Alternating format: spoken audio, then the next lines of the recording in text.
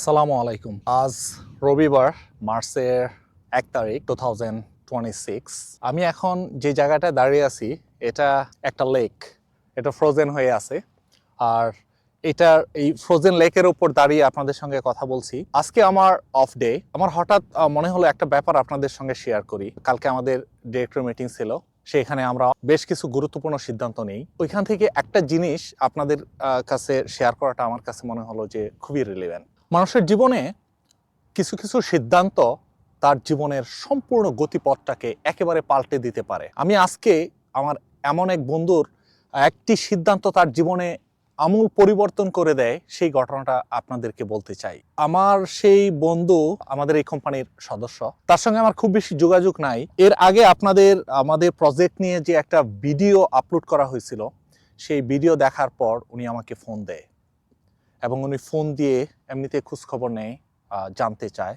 কথা প্রসঙ্গে সে বলে যে আমার ভিডিওটা সে দেখছে। আমি তাকে এটা বলতে চেষ্টা করলাম যে ভেরি গুড, বাট আমার কোনো কথার উপর ভিত্তি করে সে যাতে কোনো সিদ্ধান্ত না নেয়। আমি তার বন্ধু, সেই কারণে সে যাতে এমন কোনো সিদ্ধান্ত না নেয় যেটা পরবর্তীতে মনে হয় যে ব্যক্তিগত সম্পর্কের কারণে সে সিদ্ধান্তটা নেয়। এই বিষয়ে আর তার সঙ্গে খুব বেশি কথা হয় নাই।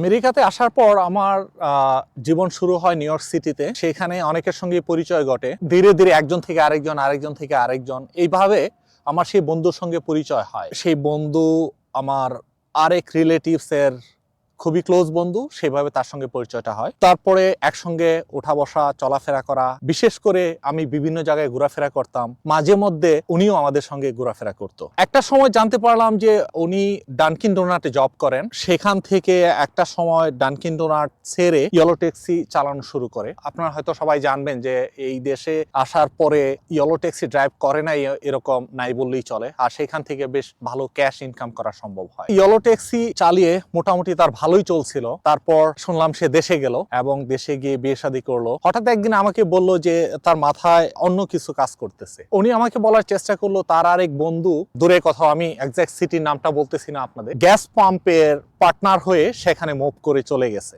তো উনি আমাকে বলতে চাইলো যে 100 থেকে 150 or $200,000 হলে পরে পার্টনারশিপে সেখানে গ্যাস পাম্প দেওয়া যায় এবং সেখান থেকে বেশ মোটা অঙ্কের টাকা আসা সম্ভব, একটার পর একটা গ্যাস পাম্পের মালিক হওয়ার সুযোগ আছে। আরেকদিন সে আমাকে এই একই ব্যাপারটা শেয়ার করলো। আমি তাকে বললাম যে আপনি কি এরকম কিছু চিন্তা করতেছেন? তো উনি আমাকে বললো যে হ্যাঁ, উনি এরকম চিন্তা করতেছে, বাট তার উইথিন 2 years এর ভিতরে $200,000 মেক করতে হবে। তারপর ডে বাই ডে কাজের পরিমাণ পার্ট টাইম থেকে এটা ফুল টাইমে শুরু করলো এবং একটা সময় আমি জানলাম যে সে নিজে একা একটা গাড়ি লিজ নিয়ে 2 শিফট নিজেই কাজ করতো। যতক্ষণ ঘুমানো, বাকি সময়টা সে শুধু ইয়েলো ট্যাক্সি চালায়। আর এই করে যদিও তার স্বাস্থ্যের কিছু অবনতি ঘটে, বাট দেখা গেল যে একটা সময় তার টাকা পয়সা সব রেডি হয়ে গেছে। আমার সঙ্গে তখন যোগাযোগ ধীরে ধীরে অনেকটাই কমে যায়, কারণ ম্যাক্সিমাম সময় সে কাজ করতেই থাকে। একটা সময় জানলাম যে সে সিদ্ধান্ত নিছে সেখানে যাচ্ছে, সেই শহরে যাচ্ছে এই ব্যবসাটা শুরু করার জন্য। সে আমাকে রিকোয়েস্ট করলো এয়ারপ্লেনের টিকিট করে দেওয়ার জন্য। সে প্রথমত একাই যাচ্ছে এবং সেখানে কোন গ্যাস পাম্প কিনবে সেটা তার ফ্রেন্ড আগে থেকে সিলেক্ট করে রাখছে। তো সেটা সে দেখবে, যদি তার পছন্দ হয় তাহলে পরে সেটা সাইন করে আসবে। তার যাওয়াকে কেন্দ্র করে ওখানে তার বন্ধু বান্ধব এবং ওই গ্যাস পাম্প বিজনেসের সঙ্গে যারা জড়িত তারা একটা পার্টিও দিল।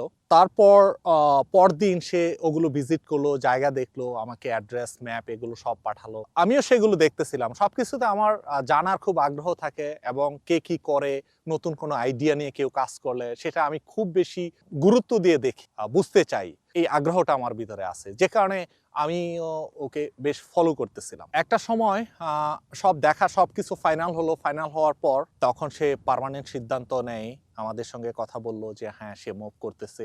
এটা ফাইনালি সে আর 1 মাসের ভিতরে ওখানে চলে যাচ্ছে। এখানে সে যে অ্যাপার্টমেন্টে থাকতো সেই অ্যাপার্টমেন্ট ক্লোজ করে দিছে, তাদেরকে জানাই দিছে এবং তার ব্যাংকে টাকা পয়সা সবকিছু গোছগাছ করে সে মোটামুটি রেডি।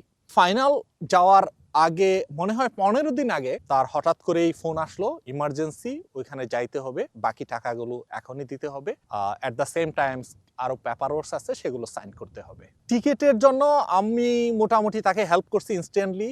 উনি আমাকে বললো যে ভাই একটু দেখেন তো খুব দ্রুত একটা টিকিট পাওয়া যায় কিনা। আমি দেখলাম যে হ্যাঁ খুব কাছাকাছি সময়ের ভিতরে আছে, লাগোডিয়া থেকে ফ্লাই করতে হবে, এবং উনি চলে গেল। পরের দিন তার সবকিছু পেপার ওয়ার্ক সাইন টাইন হবে, সবকিছু ফাইনাল। সেই অনুযায়ী আমার ঠিক মনে নাই যে ওই সময়টাতে আমি কি করতেছি। আমাকে হঠাৎ ফোন দিচ্ছে, অনেকগুলো ফোন দিচ্ছে। এটা সন্ধ্যার দিকে ছিল মোস্ট লাইকলি। আমি বলতেছিলাম সেই সন্ধ্যার কথা, যে সন্ধ্যায় ওনাদের পেপার ওয়ার্কস ডান হওয়ার কথা, সাইন করার কথা। তো উনি পেপারগুলো দেখতেছিল এবং সাইন করার জন্য অলরেডি হয়তো কিছু পেপার সাইনও হয়েছে। একটা পর্যায়ে গিয়ে এসে অসুস্থ ফিল করতেছিল। সেই অসুস্থ ফিল করার সময়ে এসে আমাকে কয়েকবার কল করে।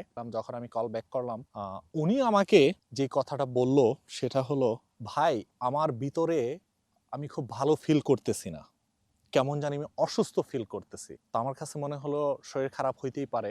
তো আমি ঠিক বুঝতে পারতেছিলাম না যে কেন তার অসুস্থতা। আমি বললাম যে শরীর ঠিক আছে? তো উনি আমাকে বললো যে হ্যাঁ আমার শরীর ঠিক আছে, আমার শরীরের জন্য কোনো সমস্যা নাই, বাট একটা সমস্যা হয়েছে। আমি ঠিক বুঝতে পারতেছিলাম না যে কি সমস্যা, টাকা পয়সা সংক্রান্ত কোনো কিছু। বললাম কি টাকা পয়সা সবগুলো এটা কোনো সমস্যা হয়েছে? বললো যে না। কি সমস্যাটা হলো? উনি আমাকে বললো আমি যে পেপারগুলো সাইন করতেছিলাম সেই পেপারের একটা ছিল পারমিট, যেটা হলো অ্যালকোহলিক বেভারেজের পারমিট। আমি যখন ওই পেপারটা সাইন করতে যাই, আমার ছেলের চেহারাটা আমার সামনে চলে আসে আর আমি খুবই সিক ফিল করি। আমার মনে আছে এই কথাটা বলতে বলতে উনি অনেকটাই আবেগপ্রবণ হয়ে যায়। তো আমি তাকে শান্ত করার চেষ্টা করি। উনি আমাকে তারপর যেটা বললেন সেটা হলো যে আমি এই প্রজেক্টে আর কানেক্টেড হচ্ছি না। আমি ওদেরকে বলে দিছি আমি এটা ক্যান্সেল, আমি কালকেই চলে আসতেছি এবং আমি এটা করতে চাই না আর। যখন আসলো, আসার পর একদিন বা 2 দিন পরে আমি ওনার সঙ্গে বসলাম, কারণ আমি জানি উনি আমার সঙ্গে শেয়ার করতো। আমি জানি যে এই প্রজেক্টটা বাস্তবায়ন করার জন্য উনি গত 2টা বছর কি পরিমাণে পরিশ্রম করছে, কি পরিমাণে কষ্ট করে পরে এই টাকাটা তার রোজগার করতে হয়েছে। আর এটা সে ক্যান্সেল করে দিল জাস্ট একটা পেপারে সাইন না করার জন্য।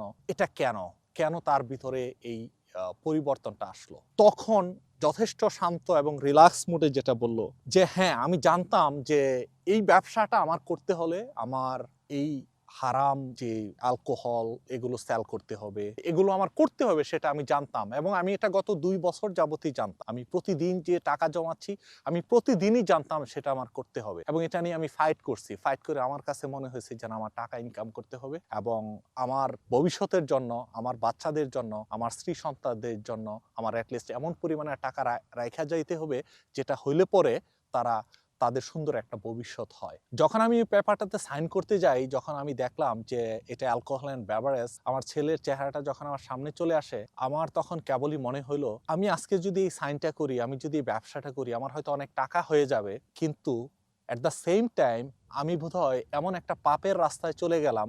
আমি এমন হারাম একটা ইনকামের সঙ্গে যুক্ত হইলাম, আমার এই হারাম ইনকামে বেড়ে উঠবে আমার বাচ্চার শরীর, সেই রক্তটা তার ভিতরে থাকবে হারাম ইনকামে, সেটা আমি চাই নাই। এবং আমি এই একটা কারণে আমার এই সমস্ত সবকিছু আমি ক্যান্সেল করে দিলাম, কারণ আমি জানি আমার যা ইনকাম হয় এটা হালাল ইনকাম হয়, আমি শান্তিতে আছি এবং আমি আমার ফিউচারে আমি ভালো কোনো কিছুতে যদি ইনভেস্ট করি তাহলে সেখান থেকে আমার একটা পয়সা বের হয়ে আসবে এবং সেটা দিয়ে আমি হালালভাবে আমার জীবনটা আমি কাটাতে পারবো। এবং আমার বাচ্চা কাচ্চা যদি এই হালাল ইনকামে বড় হয়, আমি মনে করি তারা একটা সুন্দর জীবন পাবে। আর আমিও, আমার পরকালটাও নষ্ট হইল না, ইহকালটাও নষ্ট হইল না।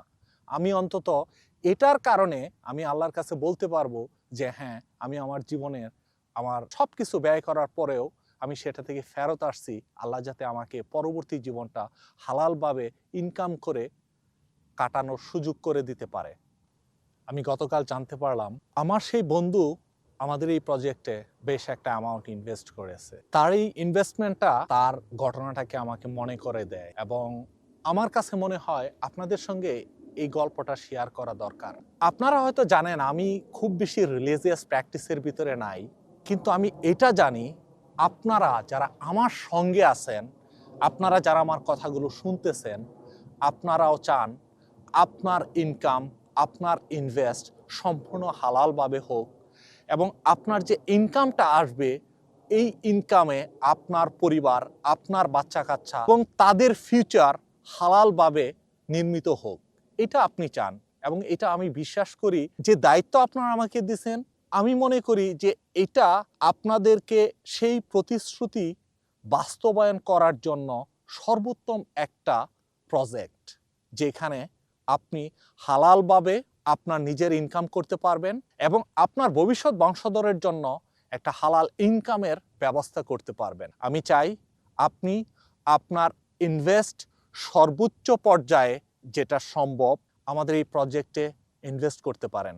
আপনাদের প্রত্যেকের কাছে আমার একটাই মেসেজ, এটা আপনার কোম্পানি, এখানে আপনি ইনভেস্ট করতেছেন, আপনার টাকা কোথায় কিভাবে ব্যয় হচ্ছে আপনি নিজে দেখতে পারতেছেন এবং এটা সম্পূর্ণ সৎ হালাল উপার্জনের ভবিষ্যৎ একটা ব্যবস্থা আপনি এখনই করতে পারতেছেন। আপনার জীবনের টার্নিং পয়েন্টটা এই জায়গা থেকেই হতে পারে, এই ইনভেস্টমেন্ট থেকেই হতে পারে। আমি আমার প্রথম ভিডিওতে আপনাদেরকে বলছিলাম অনেক বড় বড় কোম্পানির কথা। এখনো অনেকেই বিভিন্ন ধরনের ইনভেস্ট আপনারা হয়তো করেন নানান কোম্পানিতে, বাট আপনি জানেন না যে সেই কোম্পানি আপনার প্রফিটটা কিভাবে কোথা থেকে এনে দিচ্ছে। বাট এটা আপনার কোম্পানি, আপনি এখানে ইনভেস্ট করতেছেন এবং আপনার ইনভেস্টমেন্ট থেকেই প্রফিটটা চলে আসতেছে সম্পূর্ণ হালাল উপায়ে। এখনই সময় আপনার সর্বোচ্চ বিনিয়োগ করার, এখনই সময় আপনার সন্তানের ভবিষ্যৎ নিশ্চিত করার। বিপিসি আপনার কোম্পানি, বিপিসির বিলেস আপনার ইনভেস্টমেন্ট। এই যে উত্তম বিনিয়োগ আপনার সন্তানের জন্য, এটা আপনি নষ্ট করবেন না। এটাই আমাদের এই প্রজেক্টের প্রত্যাশা।